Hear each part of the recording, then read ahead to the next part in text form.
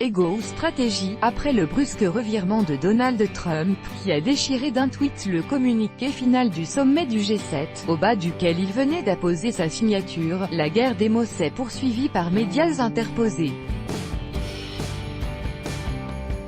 Mais selon Washington, l'attitude du président américain était liée à sa rencontre de mardi avec Kim Jong-un.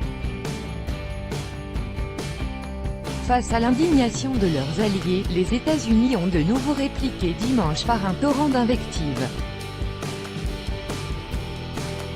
C'est une trahison, il nous a doublés, pas seulement le président Trump mais aussi les autres membres du G7, a tonné dimanche Larry Kudlow, le principal conseiller économique de Donald Trump, qui a concentré ses attaques sur Justin Trudeau.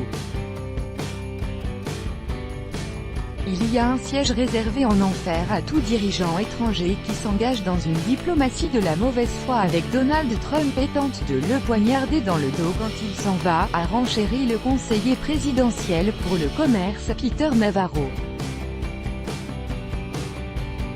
Kim ne doit pas voir de faiblesse américaine. Au milieu du torrent d'invectives, Larry Kudlow a estimé que cette décision était due, en grande partie, à la rencontre imminente avec Kim Jong-un. Selon lui, Donald Trump n'allait pas se laisser malmener par un premier ministre canadien à la veille du sommet.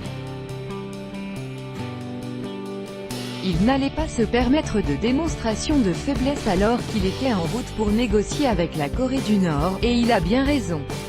Kim ne doit pas voir de faiblesse américaine, a-t-il insisté. Face au brusque revirement du président américain, la France a dénoncé l'incohérence de la délégation américaine tandis que l'Allemagne a accusé Donald Trump de « détruire » la confiance des alliés à coups de tweets, même si, a insisté dans la soirée à la télévision la chancelière Angela Merkel, ça n'est pas la fin du G7. Le Premier ministre canadien Justin Trudeau, qualifié par Trump de « malhonnête et faible », s'est contenté de saluer sur Twitter un accord « historique » qui favorisera, notamment, la prospérité des citoyens et l'économie. C'est ce qui compte, a-t-il conclu.